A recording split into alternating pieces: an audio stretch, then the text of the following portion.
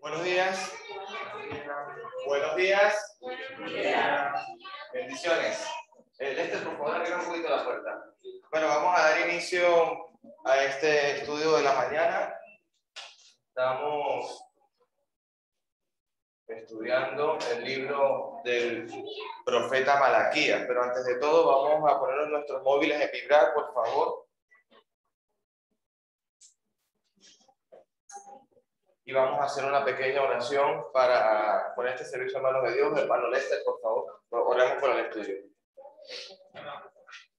Jesús, gracias te damos, Señor, por este testimonio que nos ha regalado, porque decimos, Señor, que ya también en este lugar, y ahora también en cambio también te pedimos que lo en este momento, Señor, que Señor va a dar el estudio, que tú lo bendigas y te ilumines, Señor, para que des enseñanza de alguna manera y que nosotros podamos. Amén. Entonces, hermanos, pasamos al estudio bíblico de Malaquías.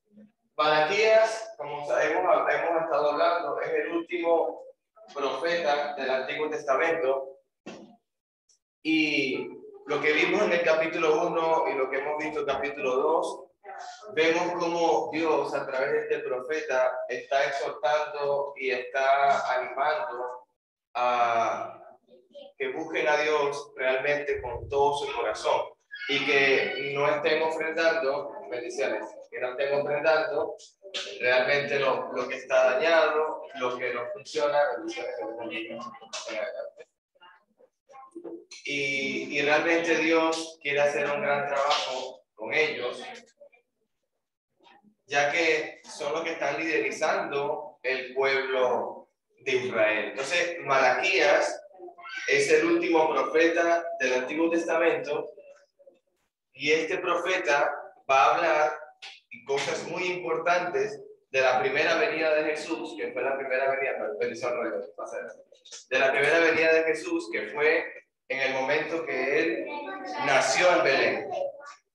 Sabemos que el Nuevo Testamento habla de la segunda venida que estamos esperando cuando él venga gloriosamente. Entonces, capítulo 1 y capítulo 2 de Malaquías me hablan acerca de eso.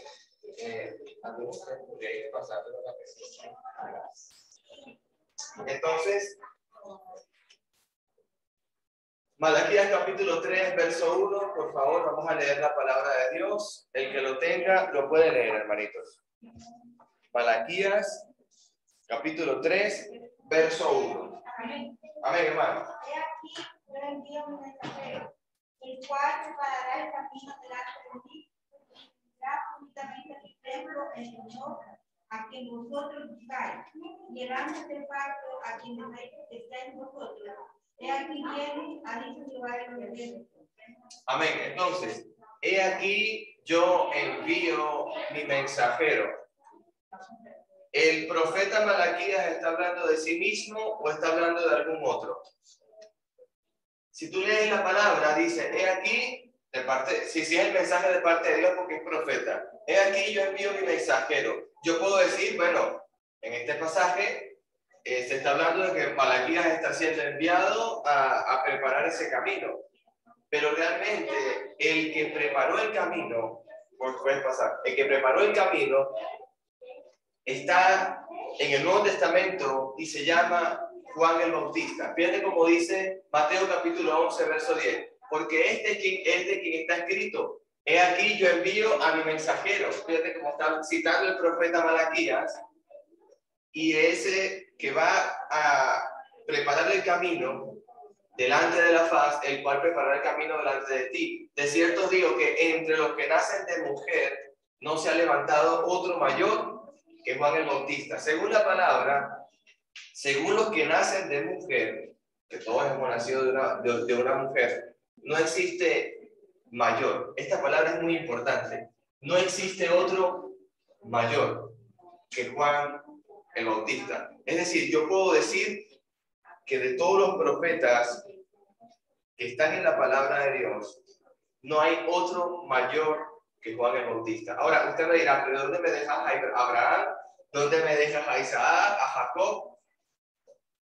Pero la palabra es, si tú acomodas el camino para que venga Jesucristo, que es el Rey de Reyes y el gran sumo sacerdote de Dios, por eso es que la palabra dice, este hombre tuvo el privilegio de preparar un camino a aquel que venía. Fíjate lo que sigue diciendo. Pero el más pequeño en el reino de los cielos es mayor que él. Desde los días de Juan el Bautista hasta ahora, el reino de los cielos sufre violencia y los violentos la arrebatan. Porque todos los profetas de la ley profetizaron ¿hasta dónde? Hasta Juan el Bautista. Malaquías ha profetizado ¿hasta dónde?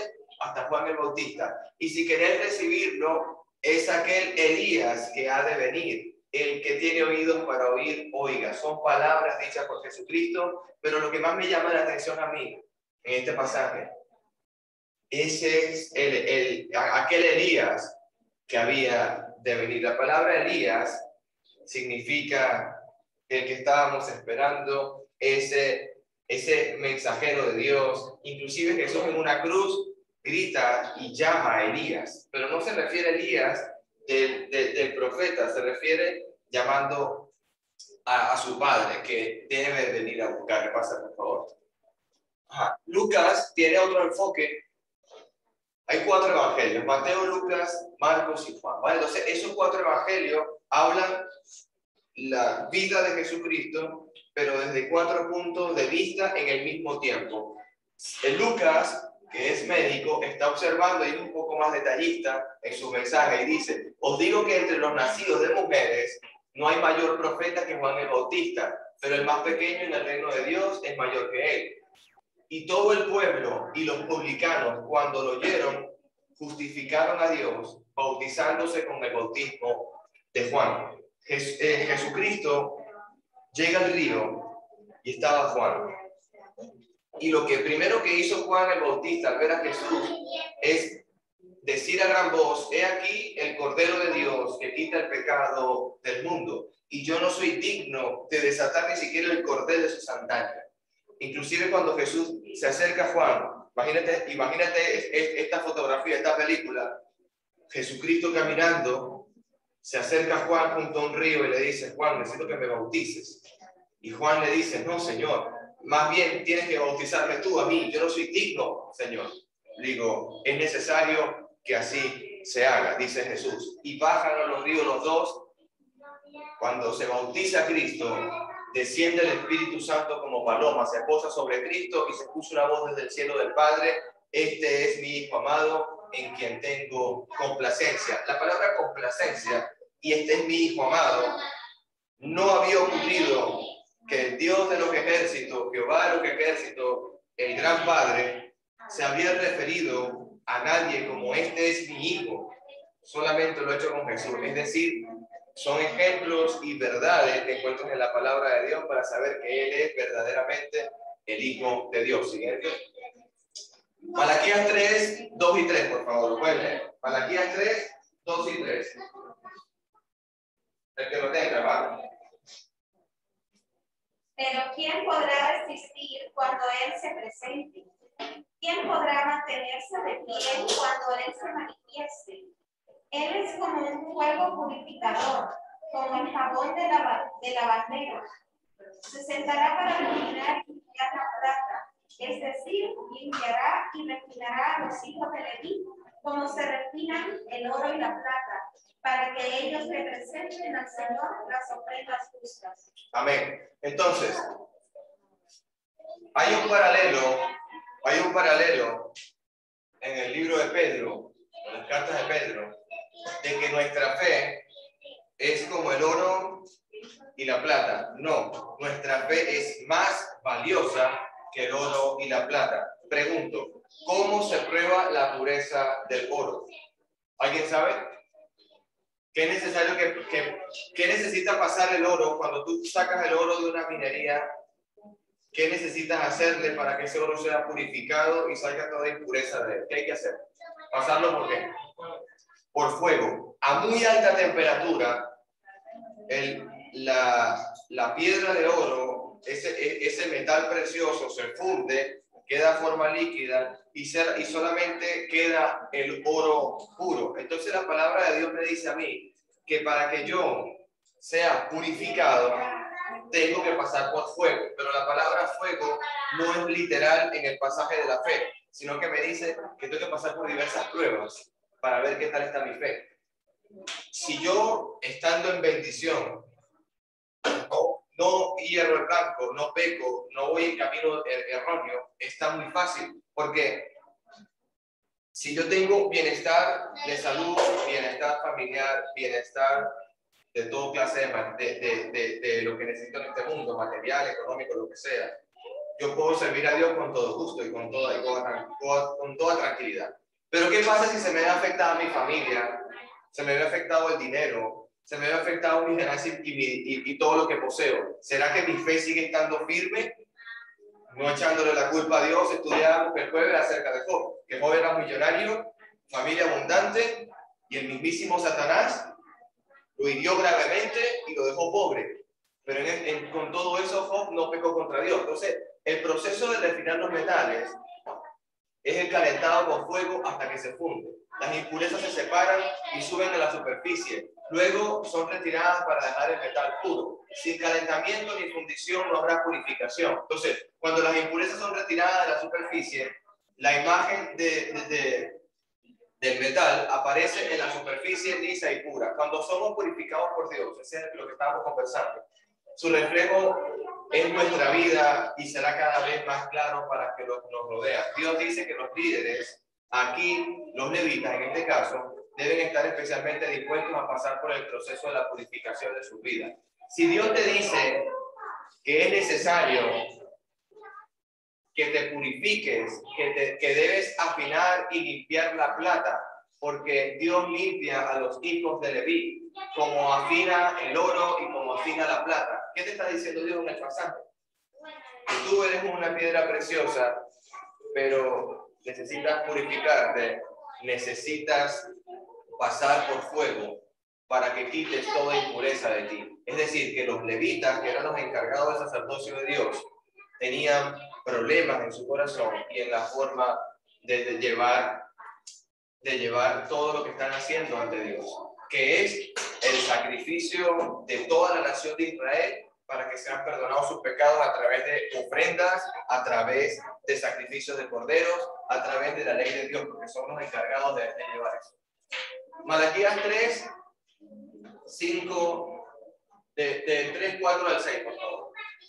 Malaquías 3, del 4 al 6. Amén. Y será grata a Jehová la ofrenda de Judá y de Jerusalén, como en los días pasados y como en los años antiguos. Y me crea otro para 15, y seré por un testigo contra los hechiceros y adúlteros, contra los que juran mentiras y los que defraudan en su salario fortalero, a la pista y al huérfano, y a los que hacen injusticia al extranjero, no teniendo temor de mí, dice Jehová de los ejércitos. El 6, hermanita. Porque yo, Jehová, cambio por esto, hijos de Jacob, no habéis sido consumidos. Amén.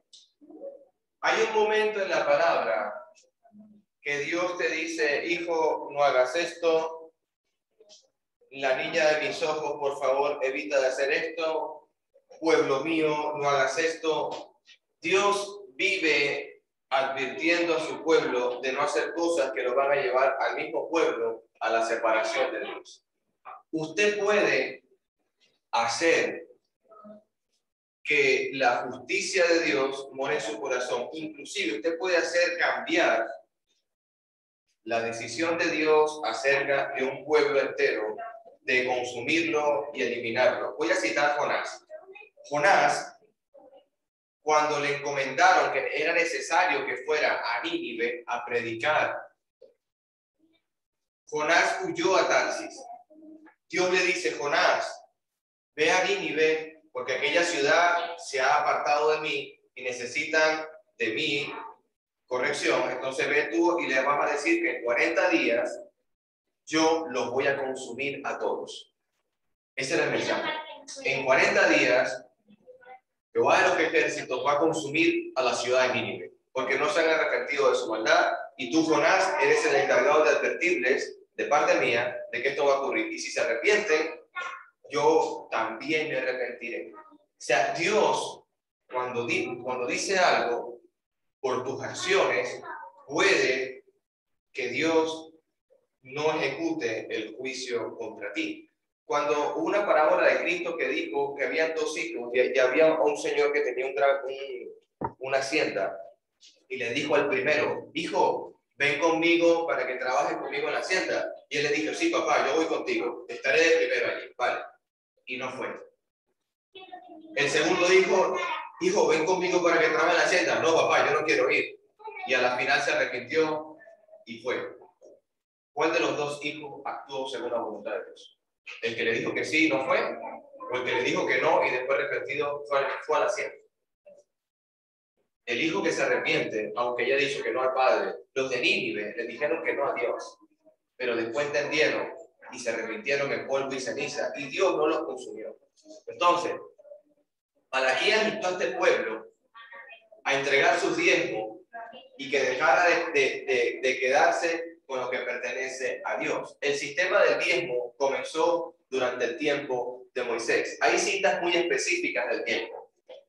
Ahora, ¿cuántos mandamientos existen en la palabra de Dios según el Levítico? 613 estatutos específicos de mandamientos. Ahora, ¿cuántos pactos hay en este libro?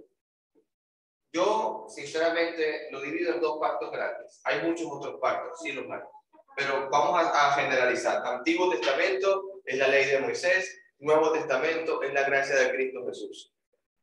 En la gracia de Cristo nos ha dicho a través de los apóstoles que apartemos algo para Dios.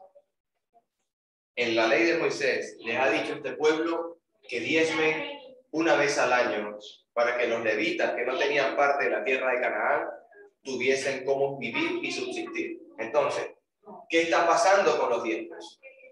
Esa es la pregunta que tienen que hacer. Los levitas recibirían una parte del diezmo debido a que no podían tener posesiones de la tierra, lo que acabo de nombrar. Entonces, durante los días de Malaquías, los diezmos no eran utilizados para mantener a los obreros de Dios. Así que los levitas iban a trabajar para ganarse el sustento. Si Dios ha dicho a las 12 tribus de Israel: ustedes tienen que diezmar para que la tribu de los levitas, que están dedicados al sacerdocio de Dios, tengan cómo vivir. ¿Saben qué hicieron las tribus de Israel? No diezmaron. O empezaron a no diezmar. Quizás duraron un tiempo haciéndolo, pero según el pasaje de Malaquías, no dejaron de seguir diezmando. Si yo tenía durante un año, en la época de recoger el trigo y la cebada, y yo no aparté el diezmo para mis hermanos de Leví, yo me hice, inclusive pude haber mentido y me acerqué al sacerdote de Leví y le dice: mira, la siega estuvo muy mala y sinceramente no me llegó solamente para pagar el jornal de mis trabajadores. No tengo para diezmarte. Mintiendo a Dios. Por eso es que Dios les dice: ellos no recibieron parte de la tierra, necesitan de sus hermanos para vivir. Nuestra familia a veces necesita de nosotros para vivir. Nuestros hermanos a veces necesitan de nosotros para vivir. Cuando alguien tiene un problema, cuando alguien tiene una necesidad dentro de tu casa, de tu familia, yo he visto a familias vendiendo casas, vendiendo todos los coches que tienen, vendiendo el oro que poseen, despojándose de todo por resolver un problema de un primo, de un tío o de un padre. Es decir, Dios está utilizando un pasaje de 12 tribus que les dice: diezmen para que los de Leví no mueran, y ellos se hacen que no han entendido el pasaje. Si yo hago eso, lo que vamos a hablar en el sermón es acerca del amor. Si yo hago eso, yo no estoy amando a mi familia. Si yo creo que somos familia, yo no estoy amando a mi familia. Pasamos a la siguiente página. Entonces, fíjate, el diezmo de la tierra, así de la simiente de la tierra como el fruto de los árboles de Jehová, es ¿de quién es todo lo que está en la tierra? De Jehová es, y va a ser dedicado a Dios. Si alguno quisiere rescatar algo del diezmo, añadirá la quinta parte de su precio por ello empiezan a haber consecuencias el que quiera quitarle al diezmo. Y todo diezmo de vacas o de ovejas, todo lo que pasa bajo la vara, el diezmo será consagrado a Dios. No mirará si es bueno o malo, ni lo cambiará. Y si lo cambiare, tanto él como el que se lo dio, en cambio serán cosas sagradas, no podrán ser rescatados. Es decir, tú no puedes decir que si yo tengo 200 kilos de cebada, el diezmo o el 10% de 200 kilos, yo no voy a decirle a mi pueblo que nada más tengo unos 15 kilos de los 200, no tienes que tener 20 kilos, según lo que está dando Dios. Por eso es que hay tantos proverbios que dicen, Dios aborrece el peso falso, Dios aborrece la balanza injusta. Yo le decía a mi esposa cuando teníamos la agropecuaria que vendíamos productos animales, tú imagínate que yo en mi corazón se me haya pasado por el peso, retrocederle un poco, o lo puedo hacer porque conozco de eso, retrocederle 100 gramos y cuando la persona meta 1 kilo, aunque son 900, baste 1 kilo, quitándole 100 gramos a mi prójimo, robando a mi prójimo, robando a los levitas, robando a mis hermanos. Es el mismo concepto. ¿Pasamos? Los diezmos de Deuteronomio. Indefectiblemente diezmarás todo el producto del grano que rindiere tu campo. ¿Cuánto? ¿Todos los domingos? No. ¿Cada mes? No. Una vez al año. Imagínate la administración de un hogar donde a usted le den, aquí tienes la comida de un año. Yo temblaría particularmente. A mí me daría miedo, angustia. Yo sufriría porque yo no soy administrador de mi casa. Mi mujer es la que compra y ella tiene su mercado y lleva su cuenta. Pero a mí me dicen, Alejandro, ¿qué tienes? La comida del año de la tribu de Levita. Y yo digo en mi corazón, bueno, Dios, tú eres el que va a administrar esto y tú eres quien va a darle a mi pueblo el año de comida. ¿Qué pasaría? Yo siendo levita recibo el diezmo y yo no sé qué está pasando en el otro lado del diezmo. Por ejemplo, yo no sé qué pasa en el corazón de Roy, ni en el corazón de Roberto, ni en el corazón de mi hermana Esperatriz, ni en ninguno. Pero yo sé que necesito la comida de un año para mi pueblo no muera de hambre. Y llego al 8º mes y digo, oye, pero aquí falta. Yo no, ya nos quedamos sin nada. ¿Qué hacemos? ¿Qué hace un padre de familia cuando su casa no tiene comida? Pregúntate eso. ¿Qué hace una madre cuando en su despensa no hay comida? ¿Qué hace un niño cuando le dice a su mamá, mami, tengo hambre? ¿Usted qué hace, papá? Usted vaya afuera. Yo escucho al mundo diciendo, si en mi casa no hay comida, yo voy y robo. Los levitas no robaron, los levitas fueron a trabajar. Así nomás le digo. El mundo dice, si en la mesa de mi casa no hay comida, yo salgo y robo. Es que eso es algo muy fácil de decir. Pero si en la mesa de mi casa no hay comida, dice un levita, que lo leímos hace un momento, yo voy y trabajo. Es mi deber trabajar siendo sacerdote de Dios. Según la ley de Dios, mis hermanos de las 12 tribus me iban a sostener porque yo me encargo de que ellos tengan una correcta relación con Dios. Yo me encargo de sacrificarlo todo lo necesario para que Dios esté con toda la nación de Israel. Pero ellos me son infieles a mí, yo tengo que buscar el pan de mis hijos. ¿Se entiende esto, hermano? Entonces, le ponemos carga a la tribu de Leví que no puede llevar. Dirige al pueblo, sacrifícale al pueblo, pero también ve y trabaja. Un poco egoísta. Y Jehová dijo a Aarón, de la tierra de ellos no tendrás heredad. No tendrás heredad, ni entre ellos tendrás parte. Yo soy tu parte en tu heredad y en medio de tus hijos de Israel. ¿Quién es la parte de la heredad de los hijos de Dios, de los hijos de los levitas? Jehová mismo. Yo soy tu parte. No tendrás algo físico. Yo soy tu parte física. Y aquí yo he dado a los hijos de los levitas todos los diezmos en Israel por heredad. ¿Por su qué? Por su ministerio. Es importantísimo el ministerio de Dios, por cuanto ellos sirven en el ministerio del tabernáculo de la reunión. El propósito de los hermanos de los levitas, de la nación levita, del pueblo levita, de la tribu de los levitas, es este. Y los demás iban a diezmar para que ellos pudiesen continuar el servicio a Dios. Imagínate 2021, Iglesia de Cristo, y el pueblo no ofrende. ¿Cómo se sustenta la iglesia? ¿Cómo se predica el evangelio? ¿Cómo viven evangelistas? ¿Cómo viven los diáconos? ¿Cómo viven los apóstoles? No hay. ¿Cómo viven los obispos? ¿Los maestros? Es que esto no está muy alejado de nosotros. ¿Qué pasaría si yo no ofrendo más a mi Dios? Aparte que me pierdo muchas bendiciones, pero no. Pensando únicamente en el reino de Jesucristo, no voy a pensar en otra cosa. Voy a pensar en el que sale a la calle sustentado por la iglesia de Cristo, como mis hermanos en Baxter, como mis hermanos en Honduras, mis hermanos en Venezuela, mis hermanos en Estados Unidos, mis hermanos que están en Madeira, mis hermanos que están por todo el mundo. Y la iglesia de Cristo dice, vamos a ofrendar. Y es más, no ofrendemos. Es más, le diremos al pueblo que lo que hemos ganado no lo ganamos. No lo ocultamos en nuestro corazón. ¿Usted cree que Dios no está observando quién es el que está parado al frente de la congregación y quién ministra la congregación y quién necesita la iglesia? Dios lo sabe, hermano. Dios lo sabe. El apóstol Pablo exhorta a la iglesia en Tesalónica. El apóstol Pablo exhorta a los corintios. El apóstol Pablo exhorta a todas las iglesias en Asia, diciéndole, si alguno no ofrende, piense en la iglesia de Acaya y de Macedonia, que en grande prueba, escucha lo que dice el texto, que en grande prueba de tribulación y profunda pobreza, en grande prueba de tribulación y profunda pobreza, abundaron en riquezas en su generosidad, dando. ¿Por qué? Porque pensaron, el apóstol Pablo necesita recorrer Europa entera.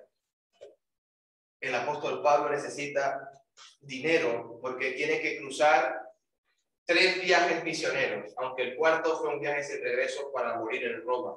Pero Pablo necesitó dinero. ¿Y sabes qué dijo Pablo a la iglesia? Yo nunca les he pedido. Solamente les estoy diciendo que esto es para esparcir el evangelio de Dios. ¿Usted qué se sentiría? Vamos a poner este caso que me lo han dicho a mí. Alejandro, ¿es que tú tienes facilidad de palabra? Sí, yo tengo facilidad de palabra y le doy gracias a Dios por ello y en lo que puedo la puedo usar. ¿Por qué me dices eso? Y tú no tienes, no, que yo no tengo ese don de predicar. Vale. ¿Y tú trabajas? Sí. ¿Y por qué tú no ayudas a un evangelista? ¿No más? ¿Por qué no ayudas a un diácono? ¿Por qué no ayudas a una maestra? ¿Por qué no ayudas a un maestro? La iglesia de Acaya y Macedonia, en su profunda pobreza, ayudaron a Pablo.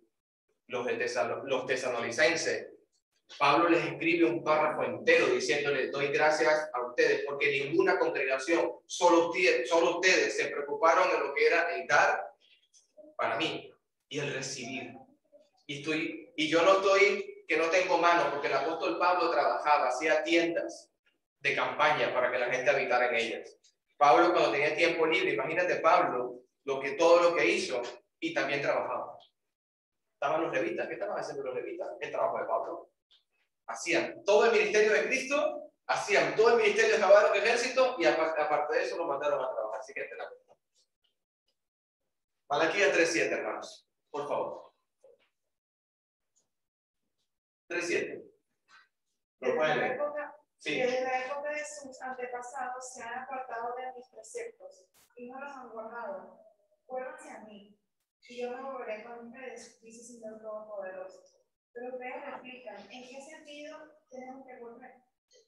Imagínate, el pueblo le hace la pregunta a Dios. Hay que tener cuidado con lo que le preguntamos a Dios. Yo quiero, Dios, que tú bajes aquí y me expliques el por qué me has quitado mis posesiones. Dios, vas aquí y explícame por qué has matado a mis hijos. Vas aquí y explícame por qué he perdido a todos mis compañeros. Todas mis amistades hablan en contra mío. Yo quiero que tú bajes y me lo digas. Y Dios bajó y habló con Job. Tú tienes sabiduría. ¿Dónde estabas tú cuando yo fundé la tierra? Házmelo saber.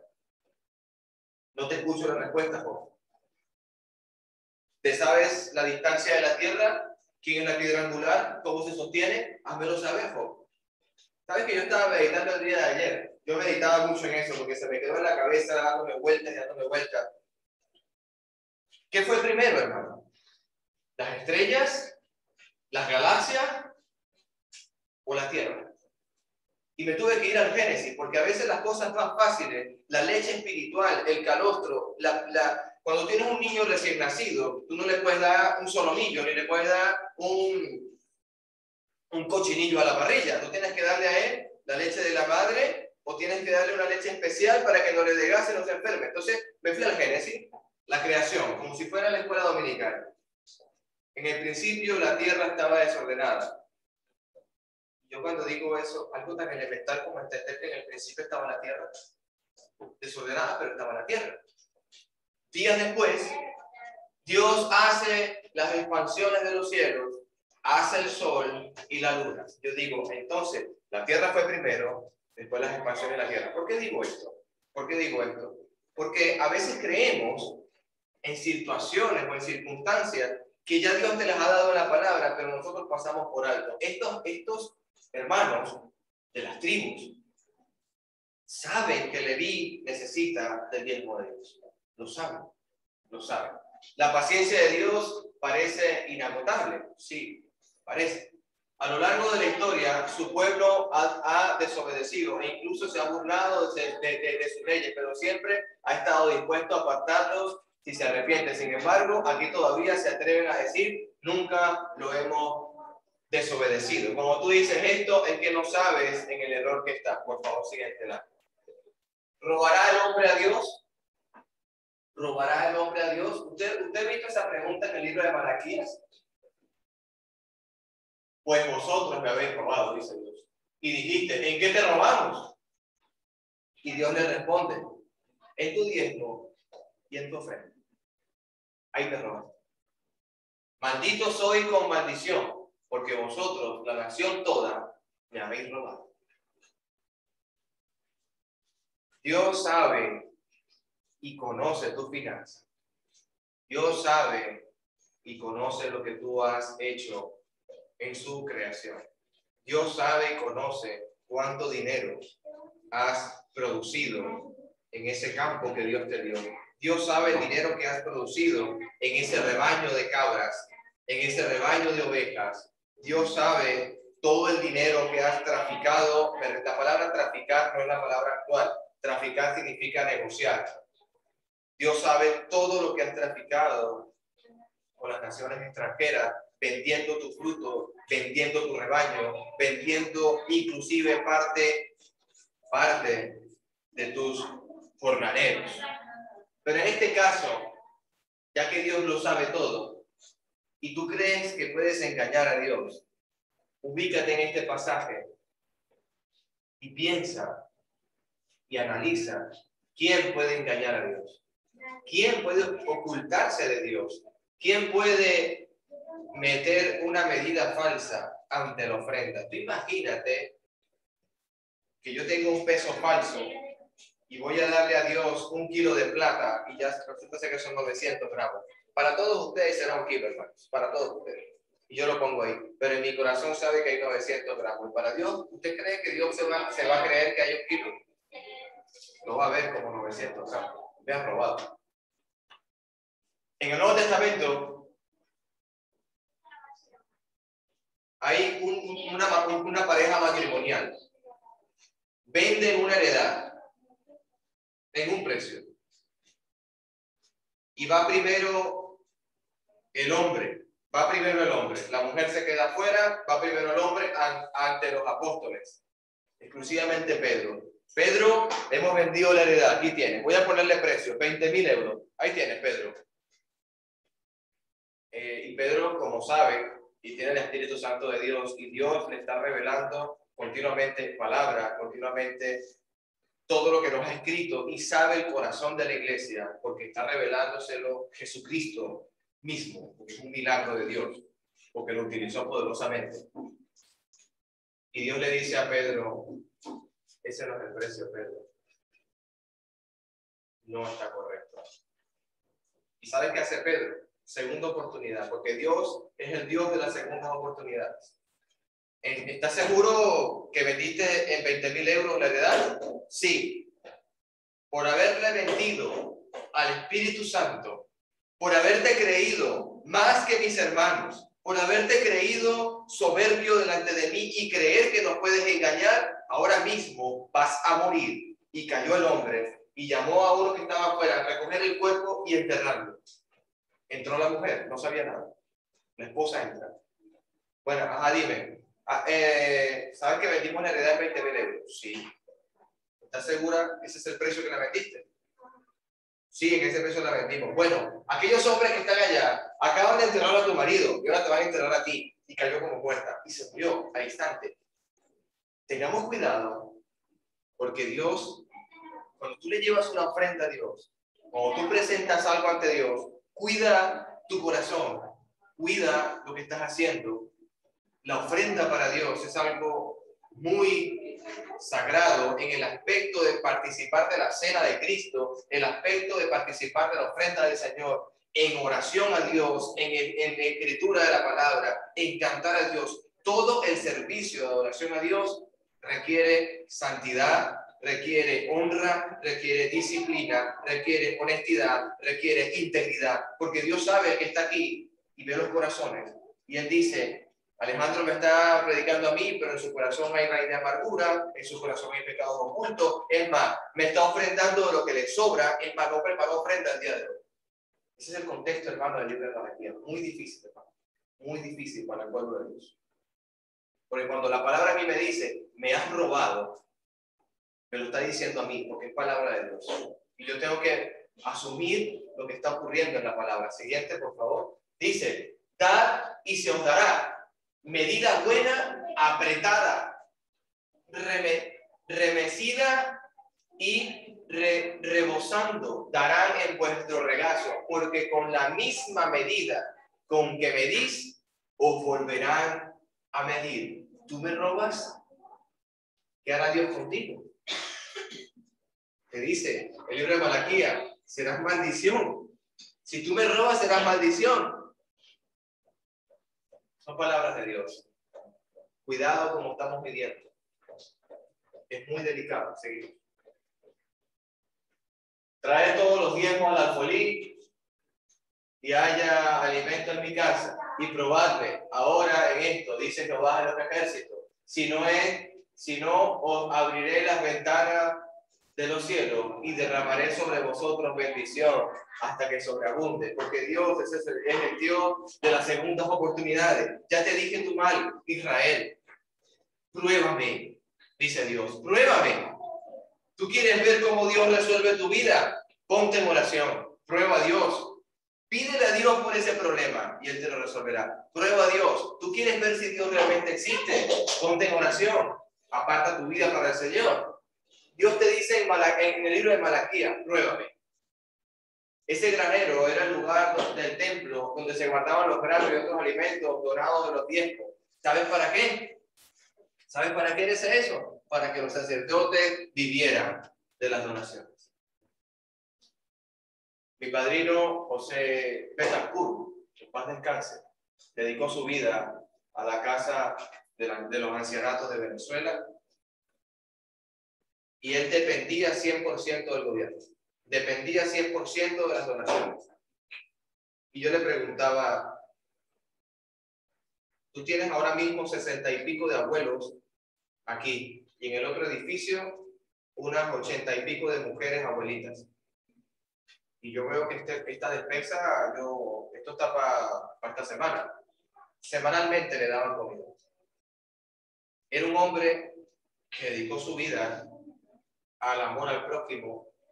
Era un hombre que dedicó su vida a hacer comida para hacer las 4 de la mañana. Y yo lo veía como este hombre actúa y depende de lo que los demás le den.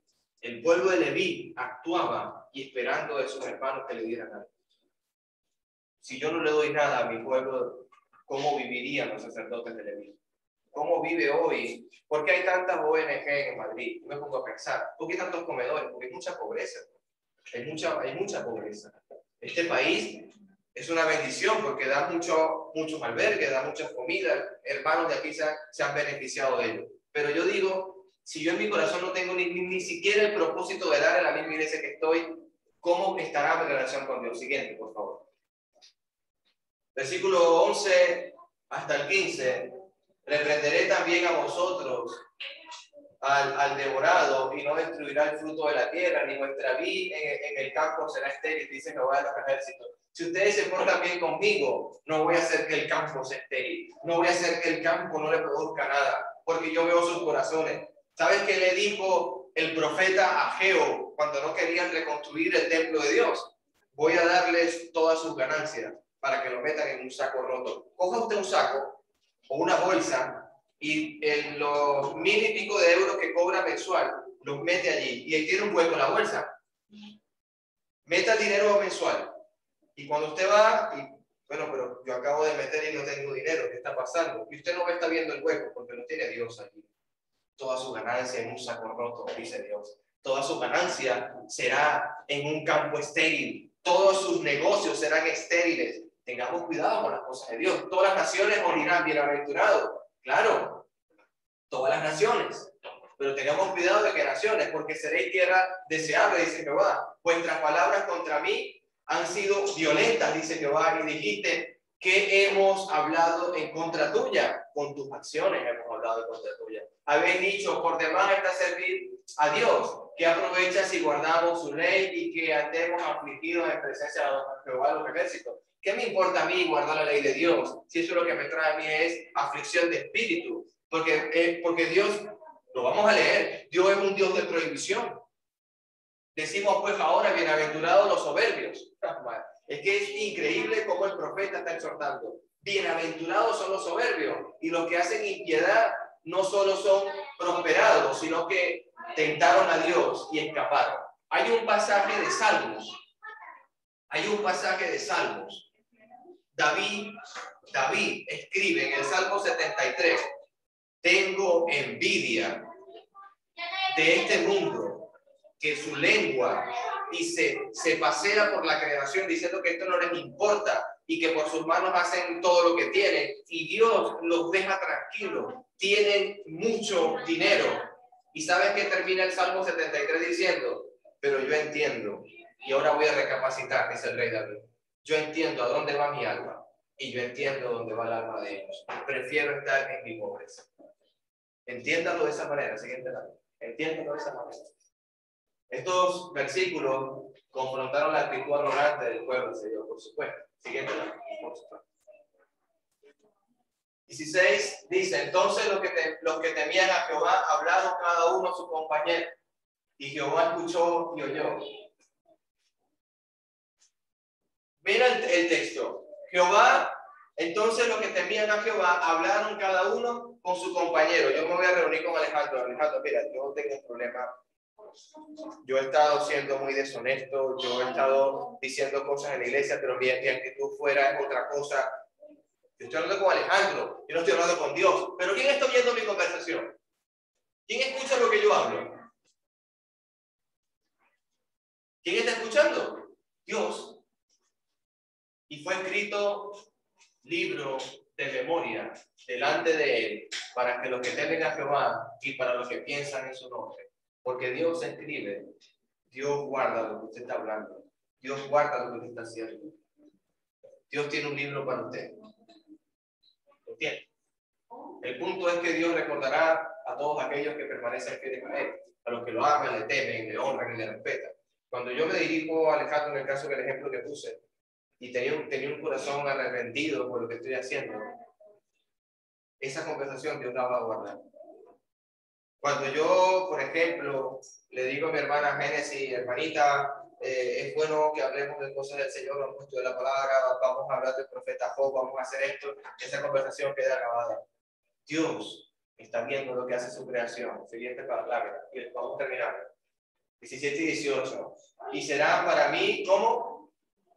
Créaselo, hermano. Usted es un especial tesoro. Usted es esa piedra preciosa. Usted es ese oro, ese diamante. Ha dicho Jehová de los ejércitos en el día en que yo actúe. ¿Sabes cuándo va a actuar Dios? El día de que Jesús venga por segunda vez. Y yo lo perdonaré como el hombre que perdona al hijo que le sirve. A mí mi hija me puede hacer cualquier agravio y yo sé que la voy a perdonar. Porque la amo. Si usted ama en verdad, usted perdona. Si usted realmente ama de corazón, usted perdona. Si usted está entregado en el amor, que es lo que vamos a estar hablando en el sermón de esta tarde, de esta mañana, perdón, usted va a perdonar. Usted va a perdonar. Usted, el que ama entregadamente, inclusive voy a ser un poquitico más gráfico. Usted está casado con su esposa y su esposa lo engaña y usted la ama de corazón, usted le perdona el adulterio. Así es capaz de perdonar el amor de Dios. El amor que mora en nosotros es capaz de perdonar un adulterio, es capaz de perdonar un asesinato. Mi hermano mató a alguien, yo soy capaz de perdonarle. En la iglesia de Cristo en Venezuela hubo un amigo que asesinó a un hijo de un predicador. Digo, un amigo del mundo. Y el predicador lo visitó al asesino en la cárcel, le predicó, lo convirtió, lo bautizó y lo adoptó. Vivir con el asesino de tu hijo. Yo no entiendo cómo se logrará eso en el corazón. No lo he vivido ni tengo experiencia. Lo que sí sé es que mi hermano venezolano, predicador de la iglesia, lo evangelizó, lo perdonó, lo bautizó y lo adoptó como hijo. Vive como el asesino de su hijo. ¿Sabes qué le dijo? Yo conversando, me dice, pero ¿cómo hiciste todo esto? ¿Cómo vives tú con él? Digo, tú no sabes el amor que hay en el corazón de este muchacho. Tú no sabes el amor tan hermoso que me ha dado mi familia. Yo prefiero vivir en el amor porque yo sé, escucha lo que me dice, porque yo sé dónde está mi hijo. Está con el Señor. Y ahora él va con mi hijo. Ahora yo también voy con mi hijo. Ahora somos uno más de la familia. Ese es el verdadero amor. Entonces os volveréis y discernieres la diferencia entre el justo y el malo, entre el que sirve a Dios y el que no sirve, el que no le sirve. Siguiente página. Realmente, hermanos, la misericordia, 1 de Pedro 1:3, la misericordia nos hizo renacer a una esperanza viva. Si usted tiene realmente misericordia, es capaz de entender que los levitas necesitaban alimento, es capaz de entender que los levitas necesitaban del sustento. Cuando Dios le dice esto en el libro de Malaquías capítulo 3, entendamos que llegar a la presencia de Dios, su corazón debe estar limpio. Si para usted lo que ha apartado para el Señor, voy a hablar en forma de diezmo, si para usted lo que apartó para el Señor es el diezmo, amén. Pero no le diga a Dios, toma el diezmo, no. Prefiero que le digas a Dios, toma el 5%. ¿Qué es lo que te voy a apartar? Seamos sinceros con mi Dios. Seamos sinceros con nuestra familia. Seamos sinceros con nuestros amigos, nuestros hermanos. A mí me invitan a algún sitio y yo puedo decir muchas excusas, pero lo más bonito es decir la verdad. Hablemos verdad y andemos en la verdad. Amén. Dios le bendiga, hermanos.